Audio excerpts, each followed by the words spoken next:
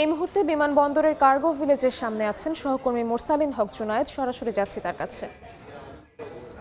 মুরসালিন, শনিবার বেলা 2:30টায় হযরত শাহজালাল আন্তর্জাতিক বিমানবন্দরের কার্গো ভিলেজে যে অগ্নিকাণ্ডের ঘটনাটি ঘটেছে এবং তারপর এখন পর্যন্ত প্রায় 20 ঘন্টা সময় চলমান রয়েছে এবং এই সময়ের মধ্যে যে বিষয়টি দেখা গিয়েছে যে প্রথম 6 ঘন্টার মধ্যেই যে ফায়ার সার্ভিস এবং সবগুলো বাহিনী মিলে, সেনা নৌ বিমান সবাই মিলে এই কার্গো ভিলেজের যে ভয়াবহ অগ্নিকাণ্ড সেটি 6 ঘন্টার মাথায় অর্থাৎ রাত 9টার দিকে তারা নিয়ন্ত্রণে এনেছিলেন। তবে পুরোপুরি নিভিয়ে ফেলার যে কাজটি সেটি কিন্তু এখনও চলমান রয়েছে, কেননা এই কার্গো ভিলেজের এই বিশাল আয়তনের যে অংশটি রয়েছে এই অংশের ভেতরে এখনও কিন্তু ছোট আকারে কিছু কিছু আগুন এখনও দেখা যাচ্ছে এবং সেই আগুনগুলোকে পুরোপুরি নিভিয়ে ফেলার কাজই মূলত এখন পর্যন্ত চলমান রেখেছে ফায়ার সার্ভিসের কর্মীরা।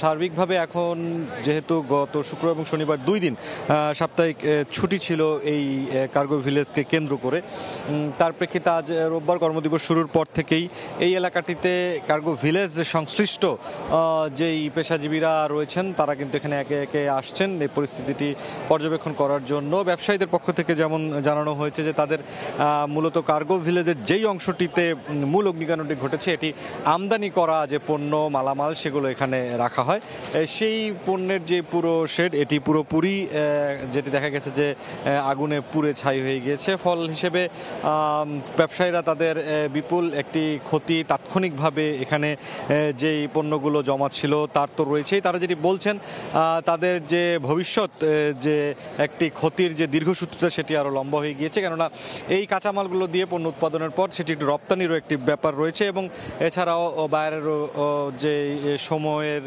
নির্দিষ্টতা সেটিও রয়েছে।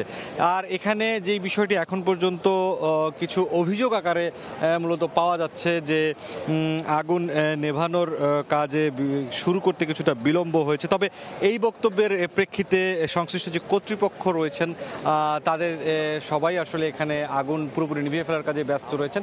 তাদের বক্তব্য পাওয়া মাত্রই পরবর্তী আপডেটটি জানিয়ে দেওয়া যাবে। এখন ছিল এই পর্যন্ত এখানে সবশেষ অবস্থা। শাহজালাল আন্তর্জাতিক বিমানবন্দর থেকে সরাসরি যুক্ত হয়েছিলেন সহকর্মী মুরসালিন হক জুনায়েদ।